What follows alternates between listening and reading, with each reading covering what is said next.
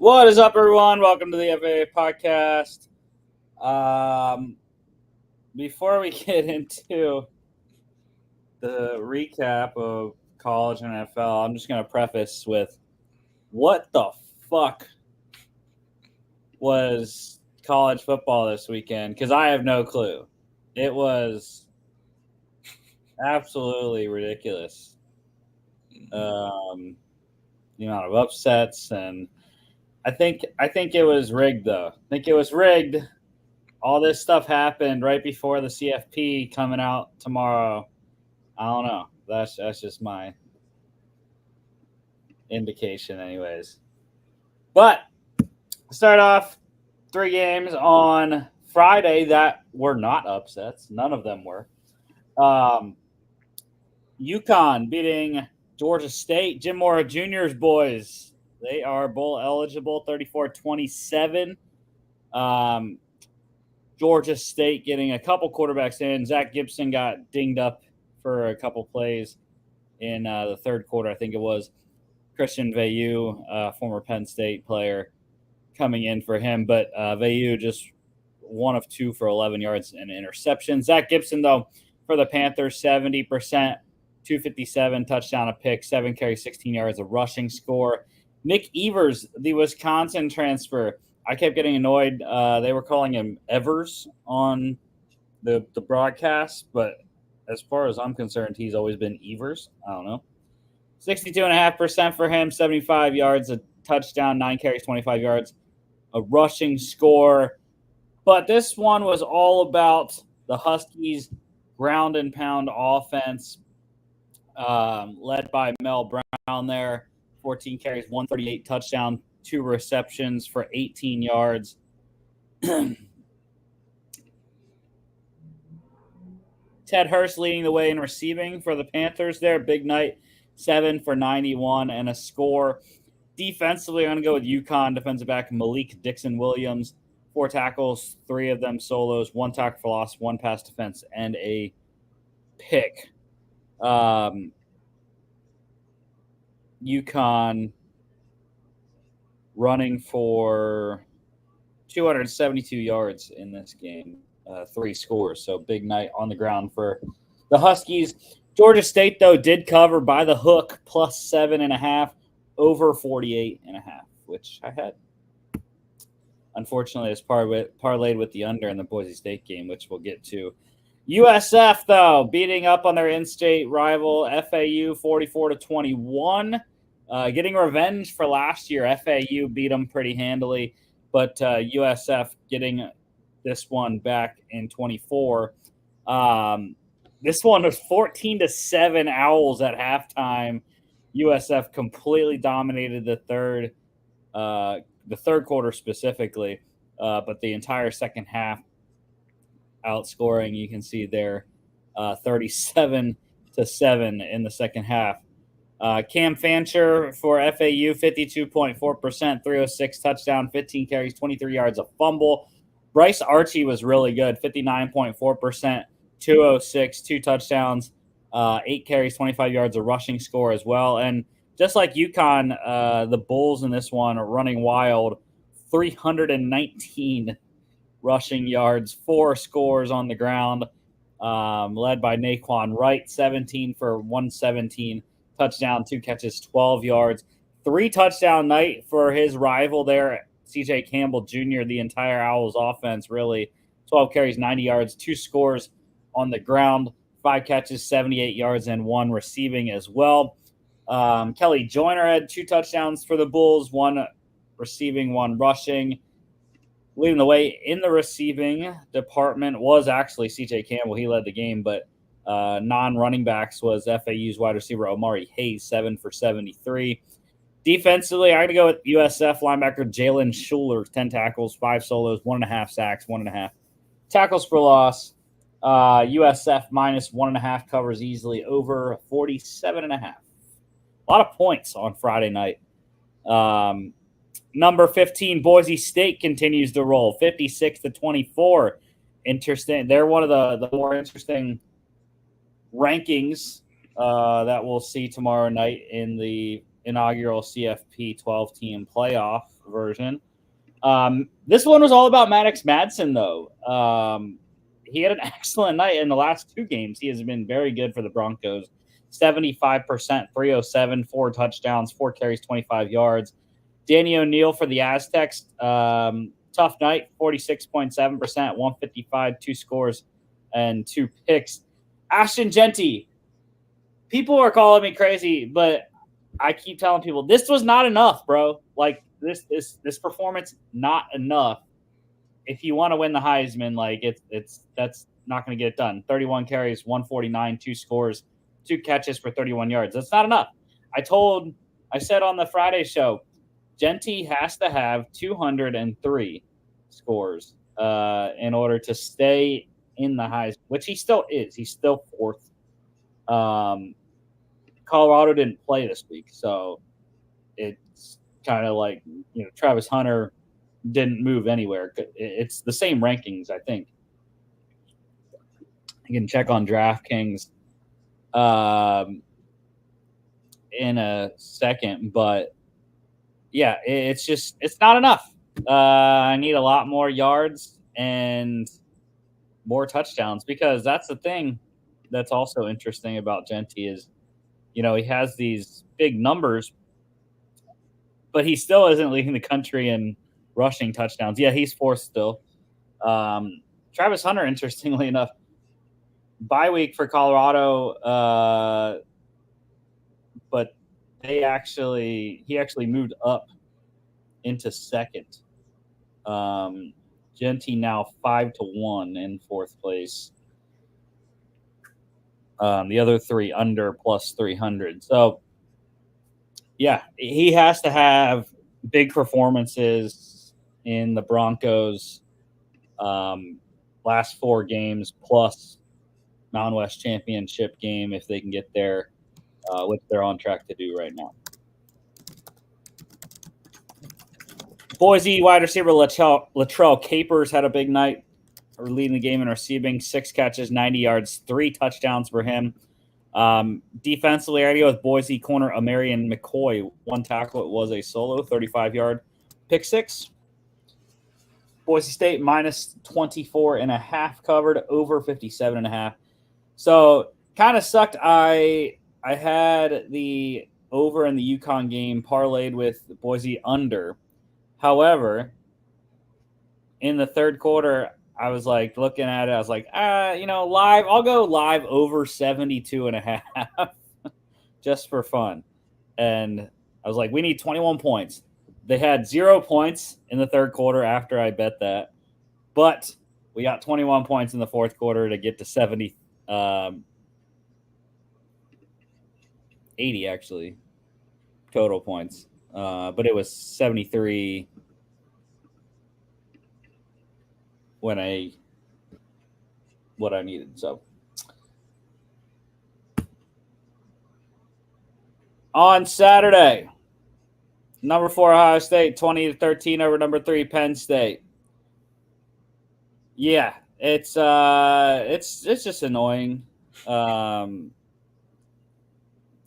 State led 10-0 in the first quarter, 10-7 after the first quarter. And twice they had 1st and goal, scored 0 points on those 2 possessions. The play calling offensively was not great, especially that one that they went for it on 4th and goal near the end of the game 5 minutes ago. 3 straight runs into the middle of the defense, and then you pass it on 4th down. I didn't understand that at all. Also, I thought the lack of Bo Pribula in the second half was something astonishing, because I was like, bro, like, Bo's a lot faster, even though Drew Aller was effective with his legs in this game.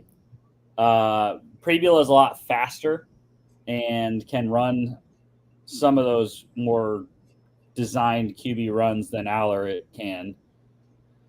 So, yeah, I thought the offensive play calling was bad. The Penn State defense was good most of the day, except when they allowed Ohio State to run the entire 5.5 minutes off at the end of the game. And the two big long passing touchdowns that they had, it was the same play both times. All they did was put a guy. Well, the one they had was a bunch formation, and they ran all the guys one way, ran the other guy back across on a wheel route, and Penn State was playing man all day, and they couldn't cover it. They got lost in the sauce in the mix of all the bodies in the middle of the field. So that happened twice, and there was just, for Penn State being what they had been, second half team the entire year, they didn't make the adjustments for the first time all year. and the second half just, it wasn't there. And I still, the freaking Igbinosun interception was just ridiculous as well. Harrison Wallace has to catch the ball. It went right in his hands. That should have been a touchdown right before halftime. And Penn State came away with no points, let alone 3. So, yeah. What you got? What I saw was Ryan Day finally figuring out that this team works really well when you just run the fucking ball. I mean, that second half, it really just felt like he put the ball into the hands of Judkins and Henderson, said, "Hey, get us a good field position, and then we'll throw every once in a while with Will." And it worked. I mean, other than that pick 6, Will Howard kind of settled in after Ryan Day basically said, "All right, we're not going to put the game completely in your hands. We're going to put it on our defense and our run game." And again, it worked. For once, I'm actually complimenting Ryan Day for having a game plan that worked. And that defense is stout. I think we've all known this, especially that defensive line. Ohio State really loves their defensive line, and they proved it. I mean, that stop at the goal line to prevent them from tying the game was fantastic. And then you saw Ohio State just run the ball basically right down the middle, and on 2 straight, like, 3rd and short situations where the game was on the line, 2 QB runs with Will Howard, which were pretty good play calls, and they got him running to the outside after establishing running between the tackles on 1st and 2nd down. So, yeah, I mean, it was a good game for both teams. Penn State, I think the problem with Penn State, as we're seeing, they don't really have the best run game. You see with Allen and Singleton, they're not really, burning you with their running backs. And it could just be Ohio State has a great run defense. And, yeah, it's just the guys that Penn State probably were hoping to step up, like a guy like Drew Aller, just kind of played very pedestrian at best. Yeah, well, and I didn't understand either. It was another game where it's like, bro, why didn't Tyler Warren touch the ball more? I know he led Penn State. Well, not technically. Nicholas Singleton actually led Penn State in receiving, which is usually never good when your running back is leading you in receiving. But Tyler Warren was the top non-running back in receiving yards, 4 for 47. But 3 carries for 47 yards. I thought we should have done more, especially at the goal line. Tyler Warren running the ball is a dynamic option that you have in the red zone. That, again, was not even thought of. They went straight shotgun run 3 straight times, and then a pass on 4th and goal, which, by the way, there was frickin' pass interference. Khalil Dinkins got hooked. So, just saying. But, yeah. And some people are saying this is actually a blessing for Penn State. Because you'll get refreshed, because you'll get a week off not being in the Big Ten championship game. And then Penn State's, with the schedule that they have, they're more likely than not to go 11-1. So they're almost assured if they go 11-1, Penn State, they're going to be the number 5 seed. There's really no chance that anyone else is the number 5 seed. Yeah, I mean, your only loss is to Ohio State, whose only loss is to the number 1 team in the nation, and you lost by a touchdown. Like, yeah, you deserve to be there. I would put Penn State above Miami. I'm not even kidding. Yeah, so I mean, that is one thing though that's interesting is so if it's Ohio State, Oregon in the Big Ten title game, then Oregon, Ohio State probably going to be that 5 seed. Penn State probably 6. But for one, Ohio State's going to lose two, by the way. They're not going to make the Big Ten championship game because of what's coming down the pike in 2 weeks, Jimmy. Who's coming down? Indiana? Oh, yeah. The Hoosiers are coming in 10-0. Imagine a Big Ten championship between Oregon and the Hoosiers. Oh, yeah. Dude, it's what America deserves. But anyways, yeah. So there are some people that are saying, yeah, I mean, it might actually be good for Penn State. You don't have to go to the Big Ten championship game. So you get a week of rest. And then you get to host a college football playoff game, potentially against the number 12 seed, which I'm just saying, if the number 12 seed is the group of 5 team and it's Boise, like that's not an automatic win with how the Broncos are playing right now. So that's all I'll say on that. But anyways, into the stats here. Will Howard, 66.7%, 182, 2 touchdowns, a pick, 12 carries, 24 yards, a fumble. Drew Aller, 60%, 146, a pick, 10 carries, 31 yards.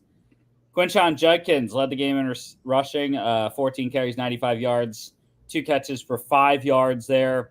Like you said, Jimmy, Penn State really couldn't run the ball at all. Katron Allen leading rusher with 27. Drew Aller was leading rusher, actually, 31 yards. But Katron Allen there, 27 yards, just 2.3 yards per carry. Nicholas Singleton, 2.5 yards per carry on 6 carries. Jeremiah Smith, the freshman, led the game in receiving, 4 for 55. Defensively, Zion Tracy had the 31-yard pick 6. I'm going with Penn State defensive end Abdul Carter, though. 4 tackles, 2 solos, 2 sacks, 2 tackles for loss. Yeah, I mean, if Penn State would have gotten a bigger lead than 10-0, and Ohio State would have had to start throwing the ball, I mean, Abdul Carter was feasting most of the time when they did throw the ball. Mm-hmm. And that's one thing that I think we'll see down the stretch here for Ohio State is that if they can't run the ball like they hadn't been able to do against Nebraska, the left tackle issue right now is a big thing for the Buckeyes, not having Josh Simmons. And then they were onto their 3rd string left tackle, I believe, in this game. So it has been an issue, that side of the ball. But if they can run the ball, there's not an issue. Ohio State minus 3.5 covered, under 47.5. Number 5, Miami is 9-0, 53-31 over Duke. And good Lord, I mean, what a choke job by Manny Diaz, man. The Blue Devils were up and up big in the 3rd quarter. It was, let's see. So it was 21-17 Duke at half, 28-17, 10 minutes to go in the 3rd quarter. So it was a great time. And then, they got down at the end of the 3rd quarter. Miami scored twice with a 2-point conversion to get to 32-28. But then the thing is, all right, 14 minutes to go in the game. Duke kicks a field goal. It's 31-32. And like they're in it. They're right there. And they allow Miami to score 21 unanswered points to end the game, including 2 long touchdown passes, 49 yards and 66 yards. And they capped off a 1-yard touchdown run with 5.5 to go. But yeah, I mean, Duke has to be just hating themselves for losing this game after being up 11 and playing very well defensively after it started out very badly. Miami went up 14-0 with 5 minutes to go in the first quarter.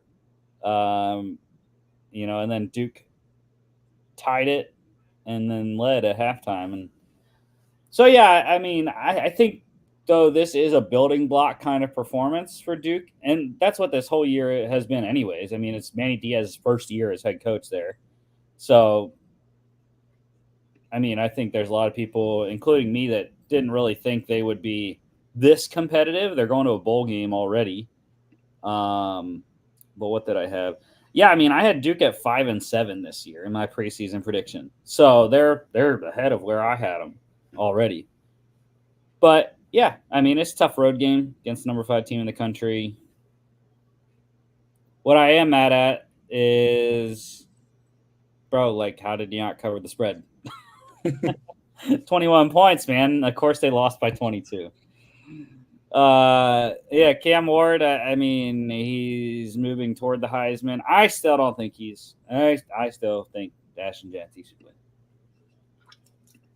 win. Don't care. Screw the quarterbacks. I want the running back to win it. Cam Ward, 61%, 400, 5 touchdowns, 1 pick, 1 fumble. Malik Murphy is the turnovers that cost him. 61%, 325, 3 touchdowns, 3 picks, and a fumble. The one he just threw up down the sideline, and it was too far of a loft and went right to the Miami player. Duke running back Peyton Jones led the game in rushing, 12 carries, 71 yards, touchdown, 3 catches, 61 yards, a receiving score as well. Leading the game in receiving, I love this guy, though. He's probably my number 1 slot receiver coming into the next year's draft. Xavier Restrepo, 8 for 146, 3 touchdowns. Duke wide receiver Samir Hagan's also over 100, 9 for 139 in a score. Defensively, I got to go with Duke corner Chandler Rivers, 4 tackles, 3 solos, 1 tackle for loss, 2 pass defense, and a pick. Miami minus 19.5 covers over 53.5. Easily 84. Number 19, Ole Miss, 63-31, crushing over Arkansas. Yeah, man, I mean, the noon window was where the hell day started. It was just ridiculous. I mean, I lone wolfed Arkansas here, and Taylor Green got hurt, which didn't help. But it also didn't help when Jackson Dart completely just decimates the Razorback secondary the entire day. 80.6% for Dart, 515, 6 touchdowns, 10 carries, 47 yards. To be honest, I still don't understand. QBR is the weirdest metric out there because I understand he was only 80.6%. But still, 515 yards and 6 touchdowns, and you don't have a perfect QB rating? That don't make sense to me. I don't know.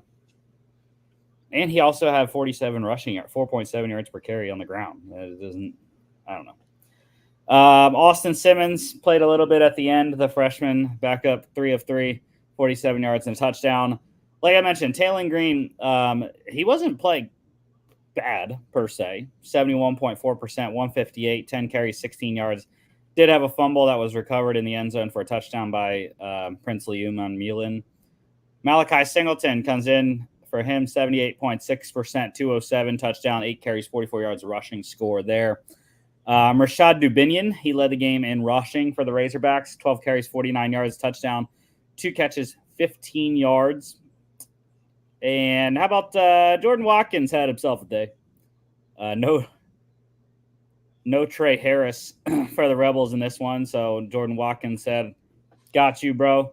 I'll just do what you do and better." 8 catches, 254 yards, 5 touchdowns for him on. That's just ridiculous. It's video game numbers there. Ole Miss also had Caden Lee go over 100, 5 for 127, and tight end Daquan Wright was 1 yard short, 9 for 99, and 2 scores. Andrew Armstrong had a 100-yard day for the Razorbacks, 6 for 135. Defensively, there's a lot of good defensive performances. I got to go with the guy I mentioned, though, Princely Human Milan. 3 tackles, all of them solos, 2 sacks, 2 tackle swaps, fumble recovery in the end zone for a touchdown. That was the first score of the day for the Rebels. But JJ Pegues, man, all he does is score touchdowns, the big defensive tackle. He now has 6 rushing touchdowns on the year. That's more than some running backs, man. I mean, he's balling out on both sides of the ball. Ole Miss minus 7.5 covers easily over 54.5 by themselves. 94 in that game. Number 21, Army, 20-3 over Air Force. And yeah, I bet on Army. And if I would have known Bryson Daly wasn't going to play, I wouldn't have bet on Army because Dwayne Coleman's not Bryson Daly. So they did win. They didn't cover. But yeah, for the Falcons of Air Force, Quentin Hayes, their quarterback, 50%, 54 yards a pick, 22 carries, 61 yards. Josh Johnson also playing, and he was pretty bad, 50%, 3 of 6, 38 yards, 2 picks. Dwayne Coleman, the fill-in for Bryson Daly in this game, 5 of 8, 62.5%, 48 yards, 16 carries, 42 yards. Kanye Udo, luckily they still have him. 22 carries, 158 yards, 2 touchdowns, star of the game in this one. Leading the game in receiving, Air Force wide receiver Cade Harris, 5 for 52. And defensively, I'm going to go with Army defensive lineman Cody Harris Miller, 6 tackles, 2 solos, 2 sacks, 2 tackles for loss. Air Force plus 18.5 covered under 38.5. Logan got us, man. Lone Wolf and the Gophers, 25-17 over number 24 Illinois. Then the Vegas knew as well because Minnesota was favored in this game, even on the road in Champaign. Look at that. I'm such a rhymer. Luke Altmaier, 60.6%, 226, touchdown, 10 carries, 12 yards, 2 fumbles. Max Brosmer, 59.5% for the Gophers, 213, 1 touchdown.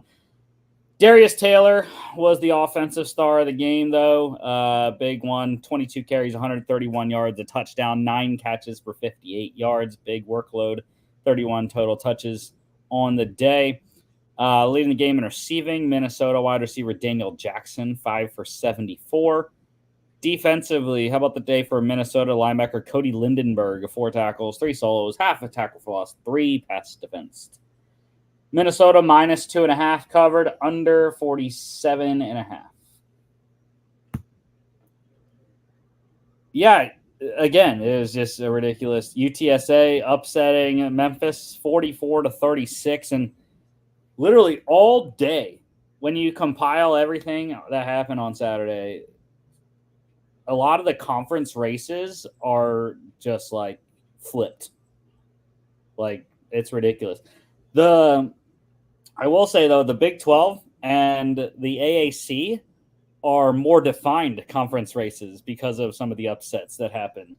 BYU now in the driver's seat in the Big 12. Army now firmly in the driver's seat in the AAC.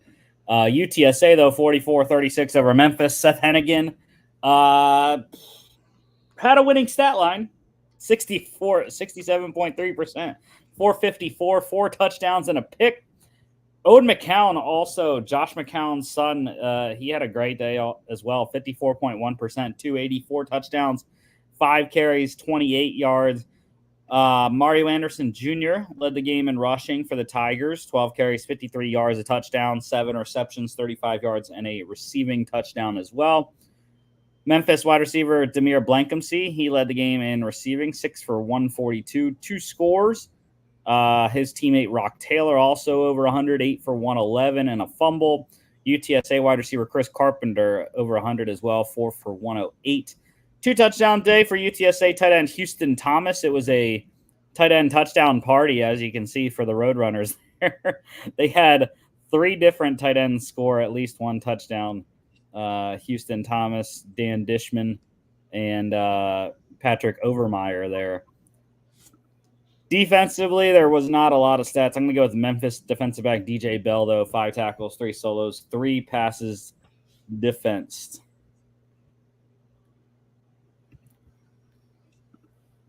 UTSA plus 7.5 wins outright over 61.5, 80 in that game.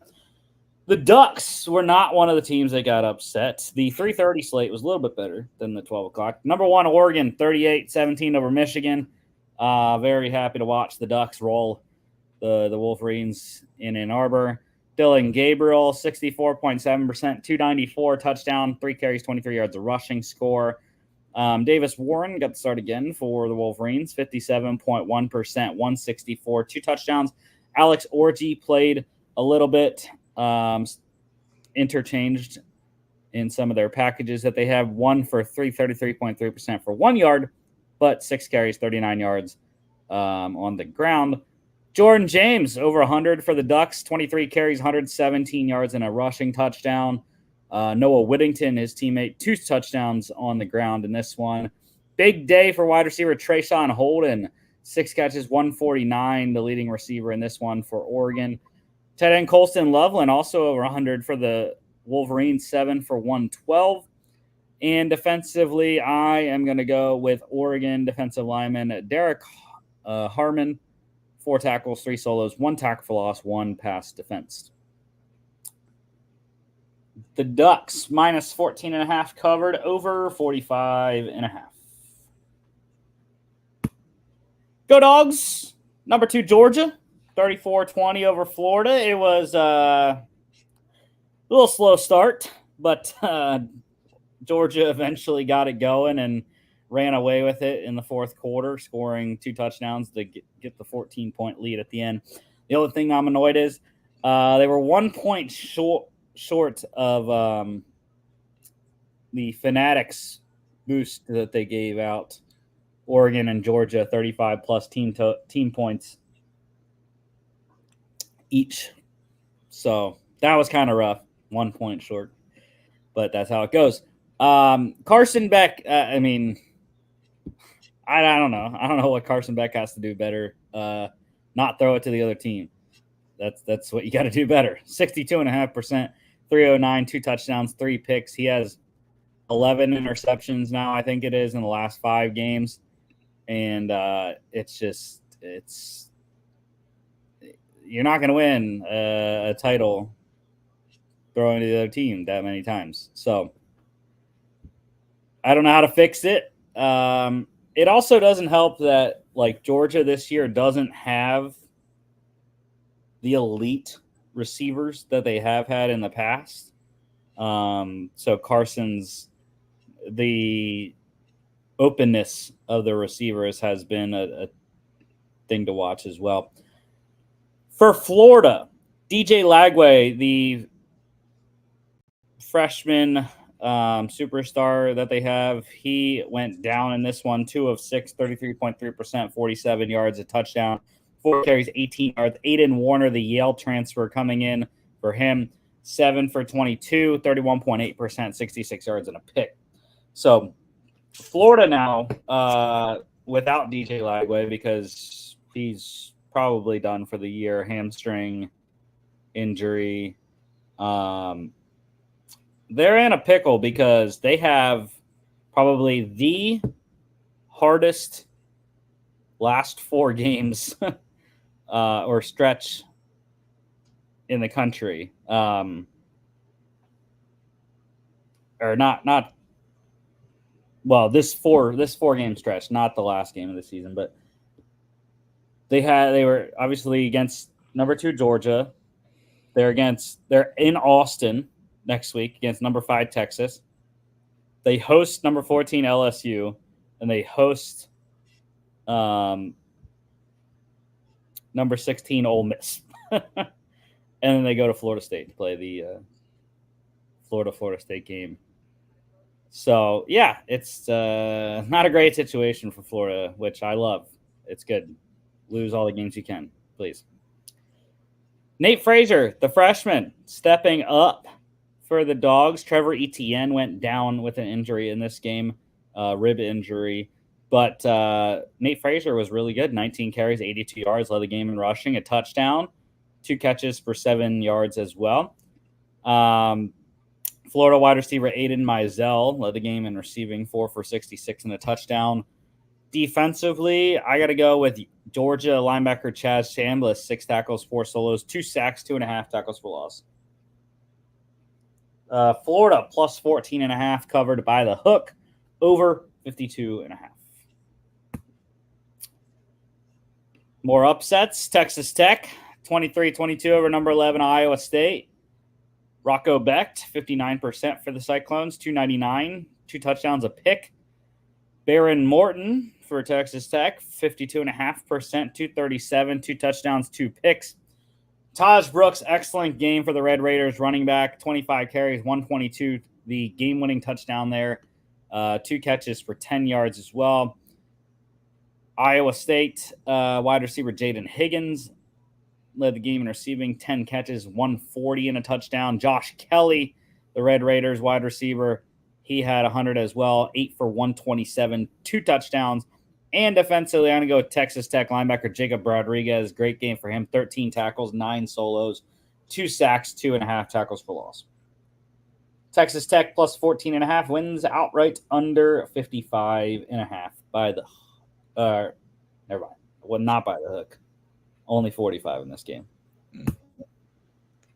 Go Hoosiers, baby! Number 13, Indiana is 9-0. First time in program history. 47-10 romp over Michigan State.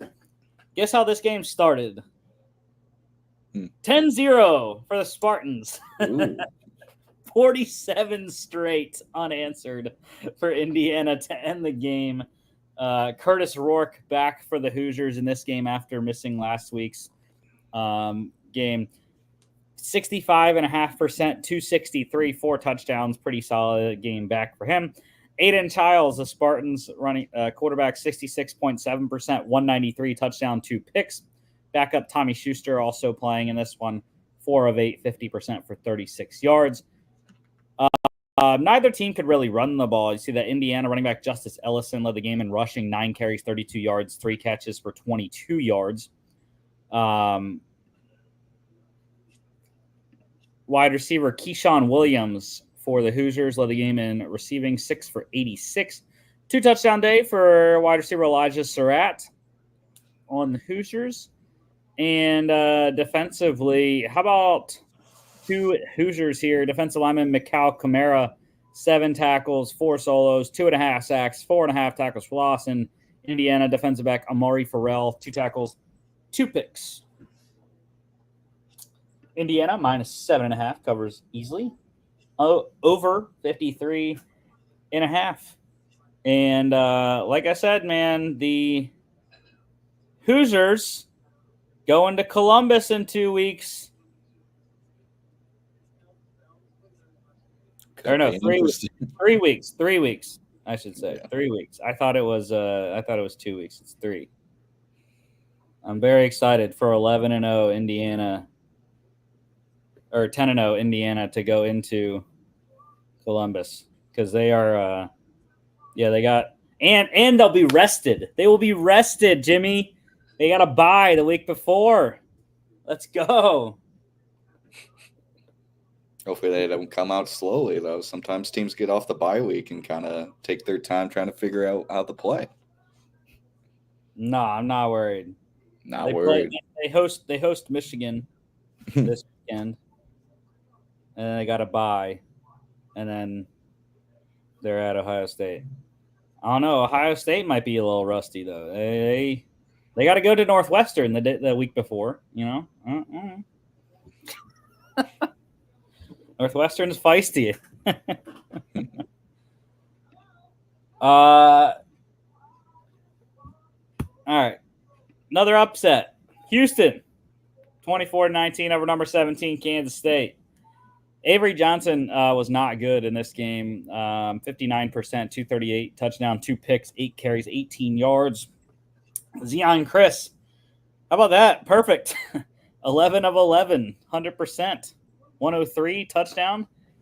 22 carries, 75 yards, a rushing touchdown, a fumble, and he also had a catch for 8 yards. DJ Giddin was the leading non-quarterback for the Wildcats on the ground. 17 carries, 50 yards, touchdown, 5 catches for 16 yards. Houston quarterback Donovan Smith also getting in the end zone on one of his 2 carries. Totaled 0 yards, though. Kansas State wide receiver Jace Brown led the game in receiving, 3 for 86. And defensively, let's go with I'm going to go with Houston linebacker Michael Baton, 11 tackles, 4 solos, 1.5 tackles for loss, and a pick. Houston plus 9.5 wins outright, under 44.5. More upsets. Rice beating Navy 24-10. How about Kurt Warner's son? Big day, 70%, 239, touchdown, pick, and a fumble. Blake Horvath got shut down, really, by the Owls defense, 47.6%, 122 picks, 16 carries, 64 yards, a rushing touchdown. Dean Connors was spectacular, and I'm happy we get a Rice game maybe for the second time this year. I feel like we've had one before, but I'm a big fan of Dean Connors. I saw him last year, put him on my prospect sheet. He's a sleeper for sure because of where he plays, but a producer nonetheless. 18 carries, 105 yards, 2 touchdowns, 4 catches for 34 yards. Rice wide receiver Matt Sykes led the game in receiving, 8 for 93 and a touchdown. And defensively, I am going to go with Navy linebacker Colin Ramos, 9 tackles, 8 solos, 1 sack, 1 tackle for loss. Rice plus 13.5 wins outright, under 49.5. South Carolina wrecking number 10 Texas A&M, 44-20, night game in Columbia. Lenora Sellers, only 48.1%, but 244, 2 touchdowns, 15 carries, 106 yards, a rushing score. No answer for Sellers' legs against the Aggie defense. Marcel Reed, it was an interesting decision for Coach Mike Elko.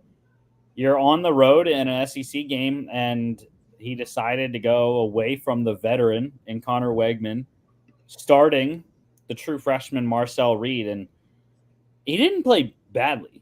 64.3%, 206, touchdown, a pick, 16 carries, 46 yards, a fumble.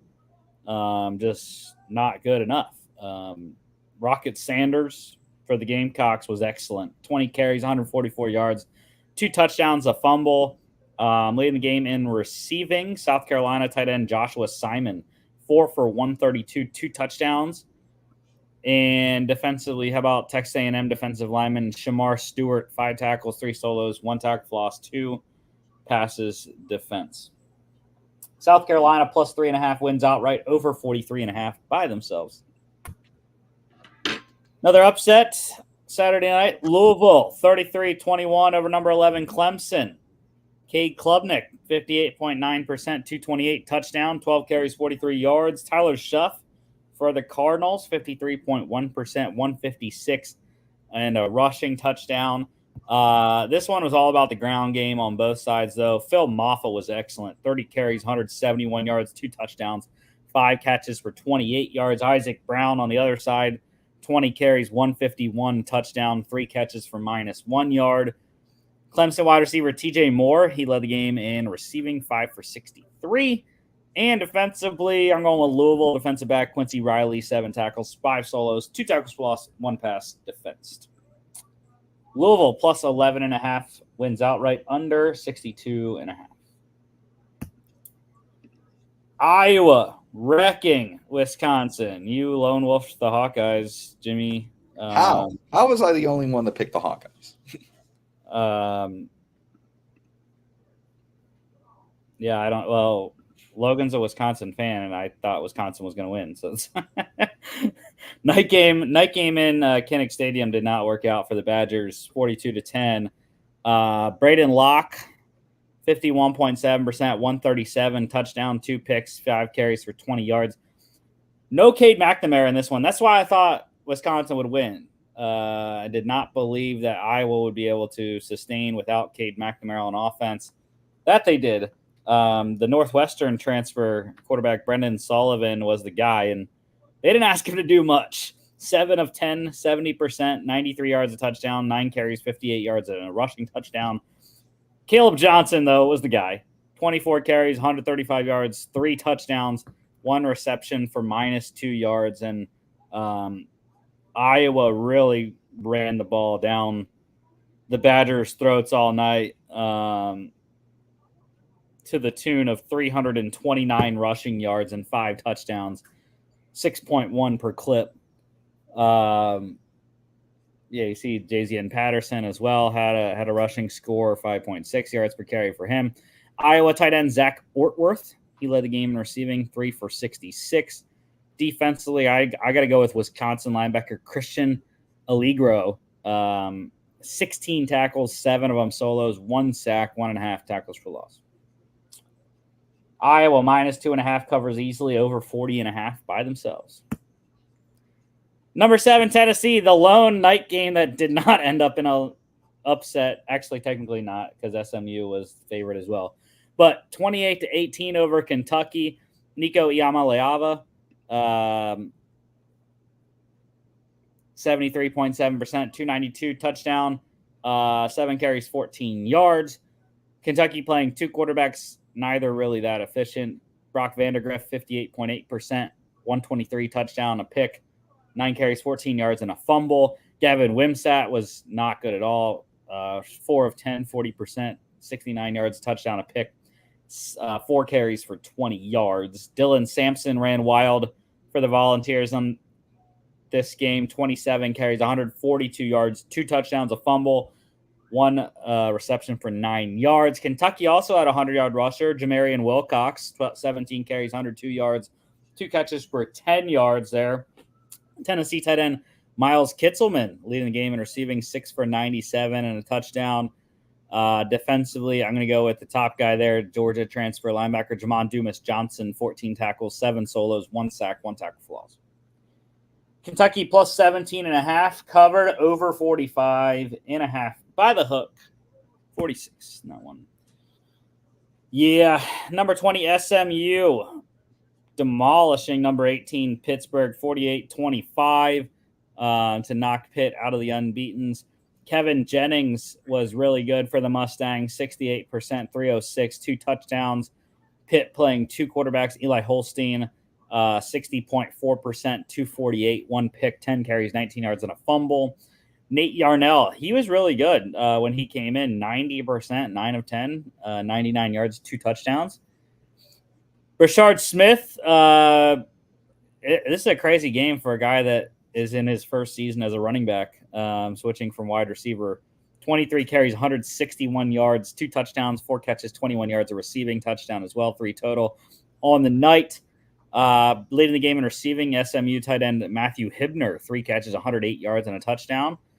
And defensively, I got to go with SMU defensive end Isaiah Smith, 2 tackles, 1 solo, 1 sack, 1.5 tackles for loss, 1 pass defense. SMU -7.5 covers easily, over 54.5, 73 in that game. FCS game of the week, it was a good one. Number 12 Mercer squeaking by number 23 ETSU, 37-30, and Mercer getting it done all 3 phases of the game as they needed to, because they only won by 6. Geno English, both teams getting 2 quarterbacks in the game. I don't know if it was injury-wise or what happened, but Geno English for East Tennessee State, 73.7%, 267, 2 touchdowns, a pick, and a rushing touchdown. Jalen King for ETSU as well, 44%, 192, touchdown, 2 picks, For Mercer, the Bears, it was quarterback Whit Neubauer, 61.1%, 124, a touchdown. DJ Smith for the Bears as well, 7 of 11, 63.6%, 38 yards. Big day on the ground for Mercer. Running back Dwayne McGee, 25 carries, 124 yards, and 1 reception for 0 yards. ETSU couldn't run the ball. You see that Bryson Irby, their leading rusher, with just 11 yards there. Big receiving numbers though for the ETSU. I believe they're the Buccaneers. I could be wrong. But AJ Johnson, Ephraim Floyd, and Hakeem Meggett all over 100. Johnson 10 for 162, 2 touchdowns. Floyd 6 for 112, and Meggett 4 for 108 and a touchdown. And here's what happened and how Mercer won this game. So linebacker Mick Wasson, 20-yard block punt return for a touchdown. Linebacker Marcus Thomas, 25-yard pick six. Defensive lineman Braden Manley, a 0-yard fumble recovery for a touchdown. Mercer also got interceptions from corners TJ Moore and Dancis Miller. So, like I said, all 3 phases scored, and they needed it in this close SoCon matchup. So, this is probably one of the closer ones that we've had on the FCS Game of the Week this year. So it was good, despite the 11 spot ranking difference in this game. Mercer, -6, pushed on the spread, over 50.5, though. 68 in that game. On to the NFL. Let's go, Jimmy. I'll give you a nux through the screen here. Boom. Sure. We got it right in the show split on this game. Panthers 23-22 over the Saints. We got it so right that we got Dennis Allen fired. Oh, yeah. Derek Carr, his first game back after missing the last, 4, 5? 58.1%, 236, a touchdown. Bryce Young, again, it just looks different right now for Bryce Young. He looks more poised, and he's getting the ball out to open receivers, not trying to force the ball at all.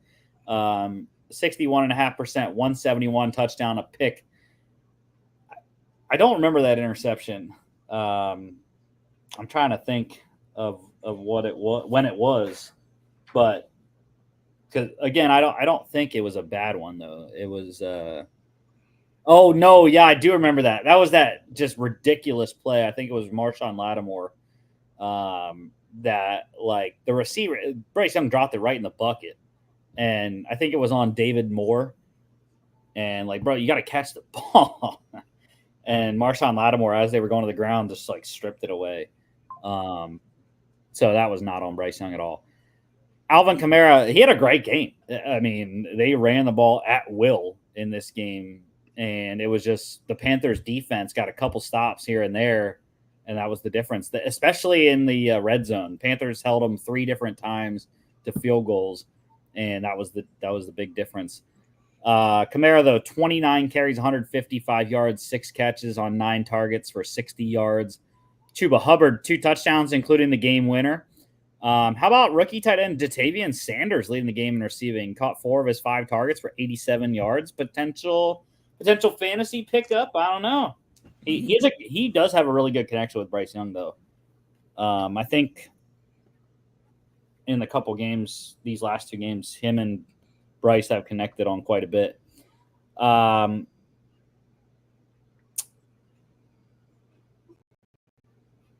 Defensively, I'm going to go with Panthers linebacker Charles Harris for 6 tackles, 5 solos, 1 sack, 2 tackles for loss, 2 QB hits. Panthers plus 7.5 win outright. It was Jimmy's dog, so he got a 2-0 weekend. Yes, sir. Over 43.5. I hate the Bills so much, bro, because of 2 things. 1, -5.5, which they were covering. 2, under 49/49.5, which was also hitting. 16 points at halftime in this game, Jimmy. I was feeling great. I was feeling fantastic. I was like, bro, under 49. Like, there ain't no way these teams are scoring 37 points in the second half. And they scored a lot more than 37 points. It's ridiculous. The big plays, the Buffalo defense, like, just opened the floodgates in the second half. I don't understand what they did differently in terms of the Dolphins' offense, but it was ridiculous. The Buffalo defense was not anything in the second half because Miami was able to run up and down the field at will. Josh Allen, 64.1%, 235, 3 touchdowns, a pick. Tua, very efficient, 89.3%, 231, 2 touchdowns. However, though, I mean, the Dolphins' season is pretty much done at 2-6 right now. I mean, not technically. We're still only halfway through the season. They're 3 games out of the wild card right now. The Broncos are in the 7 seed at 5-3, and I would not put it past the Dolphins because this team is a hell of a lot better when Tua's playing. And I don't know what their schedule looks like, but I'm just saying I don't know. The division's definitely out. Like the Bills are up by. The Jets are in second at 3-6. So it's 3.5 games is the or 4 games, I should say. 4-game deficit right now in the division.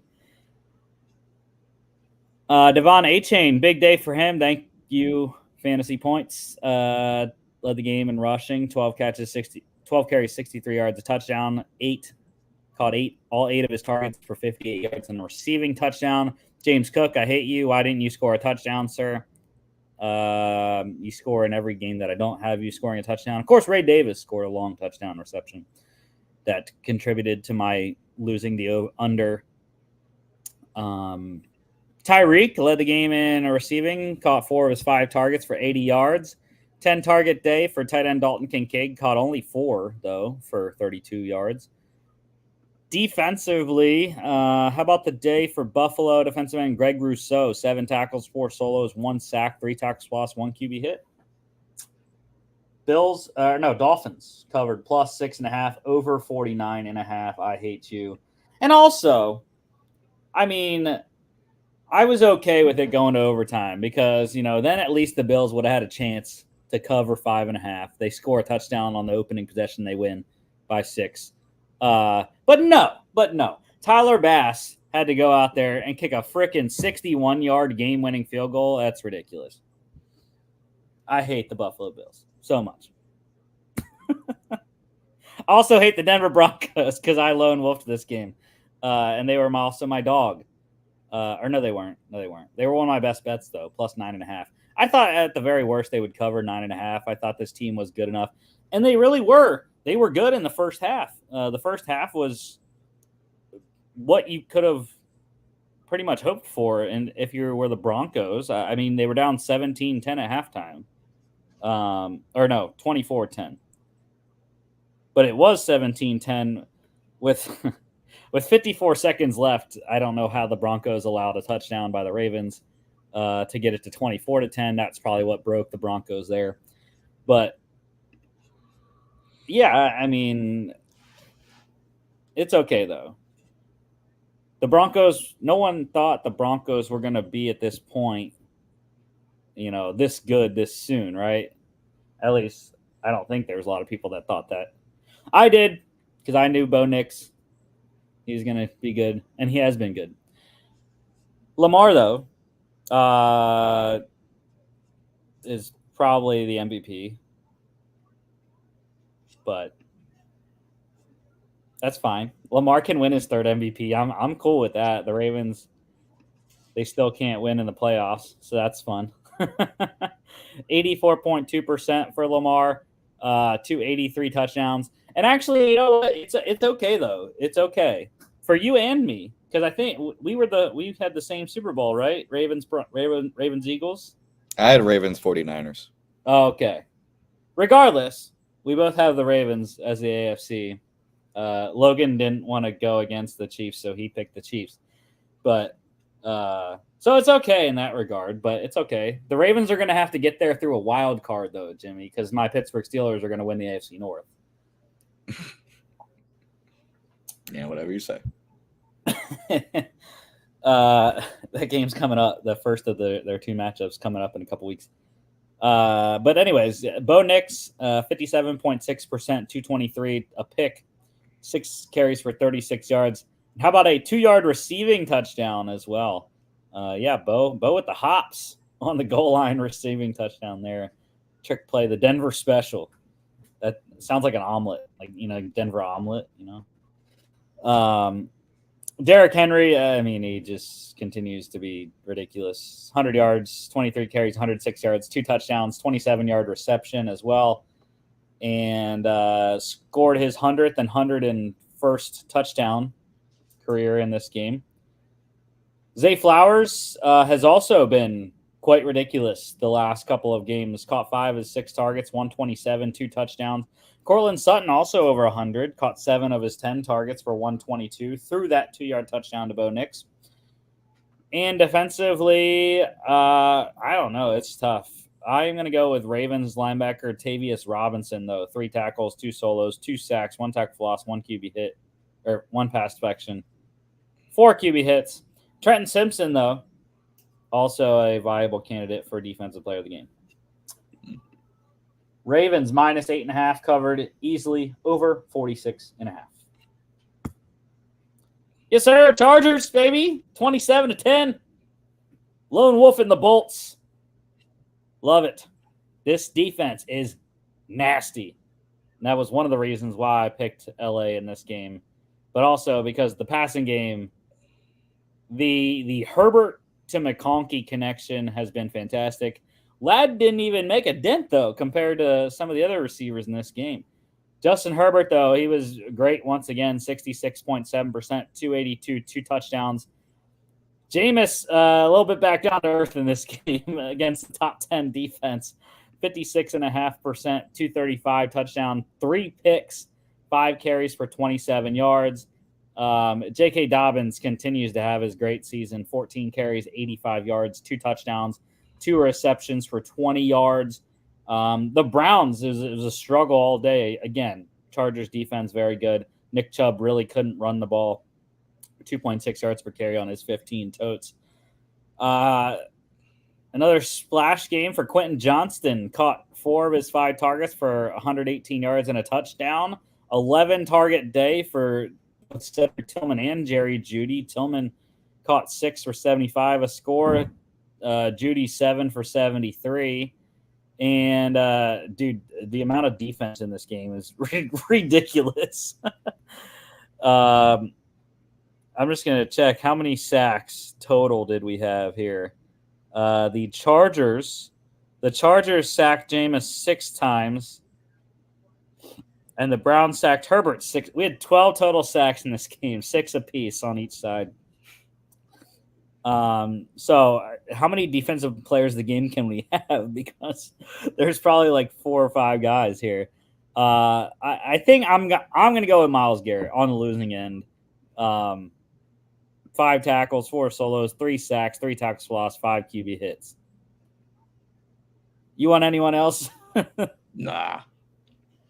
I mean, Morgan Fox had a hell of a day. Tuli Pelotu had a hell of a day as well for the Chargers, as did Dalvin Tomlinson for the Browns. Chargers, though, minus 1.5 covers under 41.5. Bengals, they keep they keep getting closer to 500. 41-24 over the Raiders. Joey B, man, keep throwing it, Joey, because I had you as my comeback player of the year this year, and it's looking good. Jimmy, your boy's making it hard on Burrow. Sam Darnold's making it difficult for him to win this award. But as the people said, the AP said, though, comeback player of the year is supposed to be for people coming back from injury. So that's not Sam Darnold, by the way. Joe Burrow should be the guy to win it. because he came back from a wrist injury, missing quite a few games last year. 69.2% for Joey B, 251. How about 5 touchdowns, a pick, 3 carries for 11 yards. Minshew, man, the quarterbacks in Vegas, it's ridiculous right now. Minshew got benched in this game. 58.8%, 124, a fumble. For Desmond Ridder, he has resurfaced. 68.8%, 74 yards, touchdown, and a fumble. Chase Brown, big day. Zach Moss down for Cincy. 27 carries, 120 yards. Caught all 5 of his targets for 37 yards and a touchdown. Leading the game in receiving was Raiders wide receiver Jacoby Myers, 8 for 105 on 11 targets. How about the day for Mike Gesicki? Caught 5 of his 6 targets for 100 yards, 2 touchdowns. And I think it was the law school league that I had Taysom Hill in our law school league. In my redraft league, though, I think it was. Yeah. So in my redraft league, I had Pat Freiermuth, so he was on a bye, and then I also have Dallas Goedert, so he was hurt. So Mike Gesicki was the best guy I could pick up off waivers. Had to start him because of injuries, and safe to say it was a great time. 27 points for Mr. Gesicki in this game. 11 targets for Jamar Chase here. Caught 7 for 43. Defensively, dude, Trey Hendrickson. Good Lord. I mean, I feel bad for Minshew and Ridder all day. 4 tackles, all of them solos. 4 sacks, 4 tackles for loss, 1 pass defense. And how about 7 QB hits? That's just ridiculous. Also got to commend Jack Jones, though, for the Raiders. All 4 of his tackles were solos, 2 pass defense, 29-yard pick 6 off of Joe Burrow. I would be asking Burrow to get that ball signed after the game. Bengals minus 7.5 covered over 44.5, 65. Commanders 27-22 over the Giants. I don't know what it was about the NFC East games this week other than the Cowboys, but the Commanders and the Eagles, why did they make this so difficult? Like, it should not have been this difficult. 27-22 over the Giants. Jaden Daniels, 68.2%, 209, 2 touchdowns, 8 carries for 35 yards. Daniel Jones, to be honest, I mean, Daniel Jones didn't play badly. 76.9%, 174, 2 touchdowns, 7 carries, 54 yards, a rushing score, and a fumble. Tyrone Tracy led the game in rushing for New York, 16 carries, 66 yards, and a 3-yard reception. No Brian Robinson for the Commanders. Didn't matter. Chris Rodriguez Jr., Austin Eckler, very good in the ground game. Eckler, although was under 4 yards per carry, did score a touchdown. Noah Brown led the game in receiving here for Washington, 5 for 60 on 6 targets. 11 target day from the rookie Malik Neighbors, caught 9 for 59. 2 touchdown day for Scary Terry. Only 3 targets, but he caught 2 for 19 and 2 touchdowns. And defensively, how about Commanders linebacker Dante Fowler Jr., 6 tackles, 3 solos, 2 sacks, 2 tackles for loss, 2 QB hits. Washington minus 3.5 covers over 42.5. Falcons, yes, sir. Kirko Chains, 27-21 over the Cowboys. I hate you, Kirko Chains. Why couldn't you throw for 28 more freaking passing yards? You asshole. He's saving it for next week. No, that doesn't help me. Not too bad. I would have won. Had he thrown for 28 more yards. 79.2% for Kirkos, 222, 3 tuds, and a fumble. Dak Prescott injured in this game, 75%, 133, a touchdown, 3 carries for 30 yards. Cooper Rush coming in 52%, 115, and a score. Bijan Robinson led the game in rushing, 19 carries, 86 yards, caught all 7 targets for 59 yards. Leading the game in receiving, Falcons wide receiver Darnell Mooney, 5 for 88 and a touchdown on 9 targets. Double-digit targets for 2 Cowboys in this one. Tight end Jake Ferguson caught 7 of his 10 for 71, and CeeDee Lamb caught 8 of his 12 for 47. Defensively, I'm going to go at the top guy there. Falcons linebacker Caden Ellis, 13 tackles, 8 solos, 1 sack, 2 tackles lost, 3 QB hits. Falcons minus 3.5, covered under 51.5. God, man, they're so close. So close. Titans 20-17 over the Patriots in overtime. We had the Patriots, and Drake May almost did it for us. Mason Rudolph, 60.6%, 240, 2 touchdowns, a pick, 4 carries for 19 yards. And Drake May, 3 turnovers on the day to get a 3-point loss. I think that's pretty solid. 70.7%, 206, touchdown, 2 picks. How about the big rushing day for the rookie? 8 carries, 95 yards, and a fumble. Again, I think Drake May's one of those guys that you don't really expect him to run, but he is athletic like that, though. But I do think, though, the Patriots have found their guy. I mean, they've been losing still with Drake May at the helm. But there are flashes that you're like, dude, like this guy is legit. And that's why you and I both liked Drake May over Caleb Williams.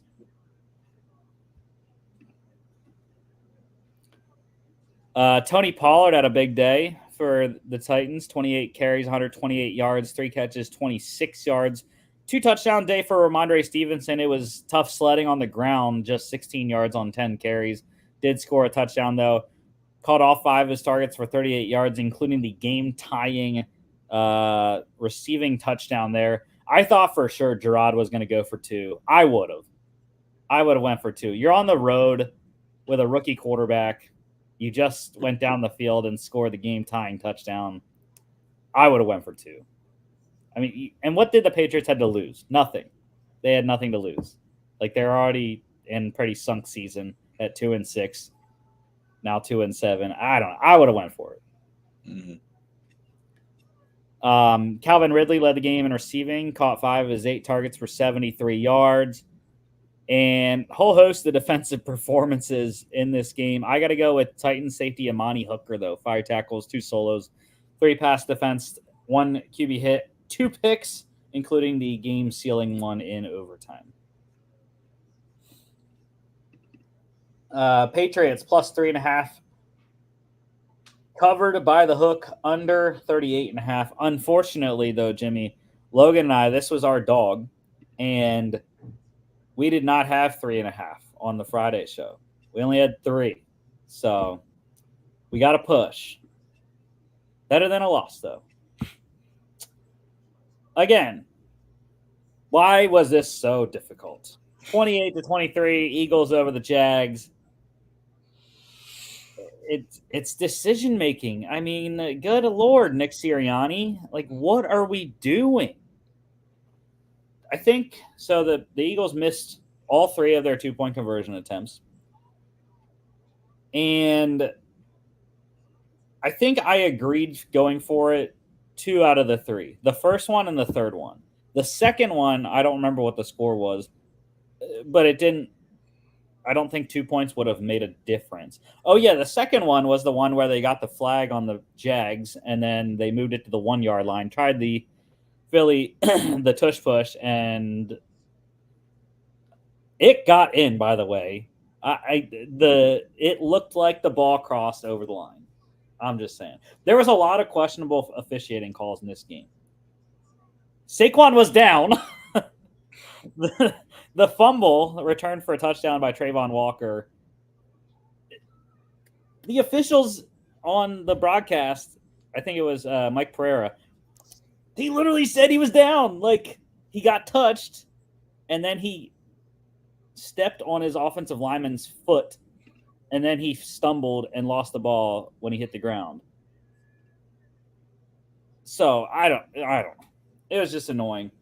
But yeah, I mean, the 4th down decision making as well for Nick Sirianni was questionable. There was another opportunity in this game to kick a field goal, and he didn't take it. Went for it on 4th down. They didn't get it. And I think something that has to also be concerning about Philadelphia is Jake Elliott from 50 plus this year. Not good. He's 1 for 4 now from 50 plus. Missed the 57 yarder that would have made it an 8-point game, allowed the Jags to move down the field and within striking distance of winning this game. So, yeah, I mean, it got scary, but up 22-0 in this game, it should have never been this close. It also went south when AJ Brown got hurt, which we know what happens to the Eagles when AJ Brown's not in the game. It's a totally different offense. Yeah, and I think the one thing too about Nick Sirianni's decision making, it's not going for it on 4th down. I get it. Right now, you don't 100% trust your kicker at that range. Although, I think taking the risk and going up 2 scores like in halfway through the 4th is what you should do with the field goal unit. But again, I digress. It's not going for it. It's the play calling. Mm-hmm. I don't get it. You have Saquon, who's having a great game. You have the tush push, and you roll Jalen Hurts out to the right on 4th and short. Like, what are we doing here? Like, the tush push is unstoppable. Saquon has been unstoppable, and you do the one possible thing that takes those 2 powers out of your hand. I was baffled by the play calling, because I mean, if he gets the 4th and short, he gets it with Saquon or a tush push. We're not calling it a bad play. We're saying, ooh, good aggressiveness. I don't get the play calling. I think he keeps throwing it on 4th and short when he really shouldn't. Are you talking about the 4th and 3? I thought it was 4th and 1 from like the 30-yard line. I don't know. The one that I'm remembering is the 4th and 3 where they threw it, which I agreed with, because it's like 3 yards. It's tough to get 3 even on the tush push. Yeah. It was the one where Jalen Hurts kind of scrambled to the right and threw it out of bounds. Yeah. Oh, it was 4th and 3. I thought it was. So, I was watching it on my phone. I think my phone said 4th and 1.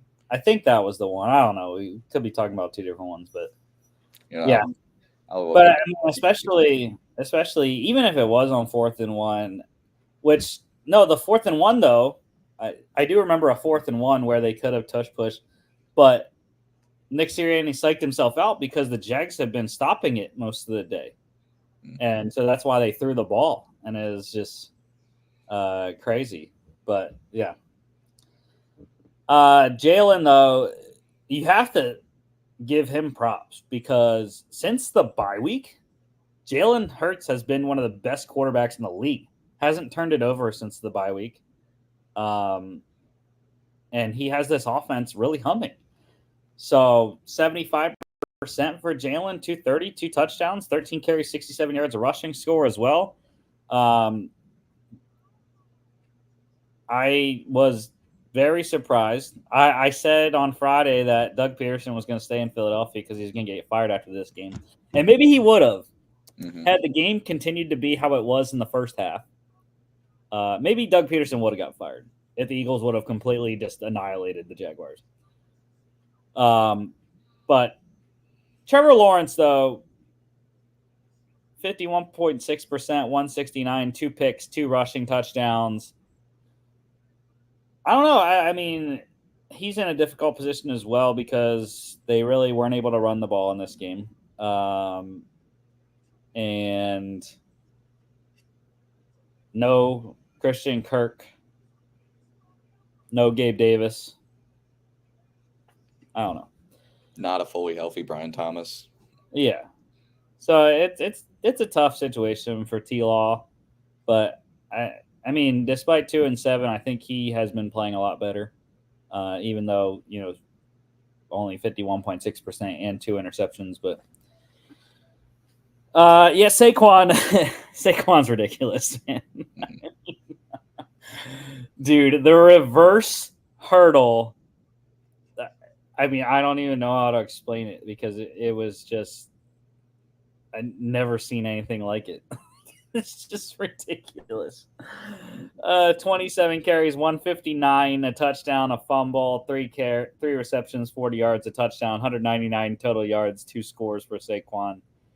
Yeah, I mean, best offseason addition in the NFL. Just saying. I looked it up. It was a 4th and 1 in the third quarter. Oh, okay. Got you. So yeah, I don't like passing on 4th and 1. I get passing on 3rd and 1, but yeah, that's just weird. Devontae Smith led the game in receiving, caught 4 of his 6 targets for 87 yards and again, I'm using this word way too much, but ridiculous one-handed catch at the back of the end zone for a touchdown. Evan Ingram caught a big target day for him, caught 5 of his 10 for 45 yards. And defensively, dude, Josh Sweat was a monster. 5 tackles, 3 solos, 2 sacks, 2 tackle swaps, pass defense, and 3 QB hits. I forgot to put Trayvon Walker on there for his defensive touchdown, but he did have that fumble return for a touchdown. And Nakobe Dean, man, saving the day. Go Dogs. Saving the day in a beautiful lofted pass by Trevor Lawrence at the end of the game to a running back, no less. Great catch by Nakobe. The Jags plus 7.5 covered, over 46.5. And yeah, dude, as another annoying non-cover in this game, I had Eagles minus 6.5. Couldn't cover. Cards demolishing the Bears 29-9. This was John's lone wolf. That worked out well, but we know how this was John's dog, I should say. Mm-hmm. We know how John has been doing on the dog picks, so should have expected this one. Caleb Williams, 53.7%, 217. Kyler Murray, really not a big day at all. 65%, 154, a fumble, but that's because they ran the ball. They ran the ball down this Bears defense very effectively. James Conner, over 100 yards, 18 carries, 107 yards, 3 catches for 12 yards. Yeah, the Cardinals ran for 213 yards and 3 touchdowns, including Amari DiMercato scoring 1, Trey Benson, the rookie, scoring 1 as well, his first touchdown. Bears rookie wide receiver Roma Dunze, over 100, caught 5 of his 7 targets for 104 yards. 10-target day for Keenan Allen, caught 4 for 36. And defensively, I'm going to go with Cardinals linebacker Zaven Collins, 6 tackles, 2 solos, 2 sacks, 1 tackle for loss, 3 QB hits. Cards, minus 1.5, covered easily, under 44.5. NFC North battle, Lions getting it done, 24-14 over the Packers. John lone wolfed Green Bay. Did not work out for him. John, however, did lone wolf the Titans, so he did get us on that one. But, I mean, Jimmy, this is your division here. Oh, yeah. The Lions are the best team in the NFL. Yeah, I don't see an argument against it right now. I mean, and I hadn't even heard about people bitching about the Lions not being able to play outside when this was a slop fest in Green Bay.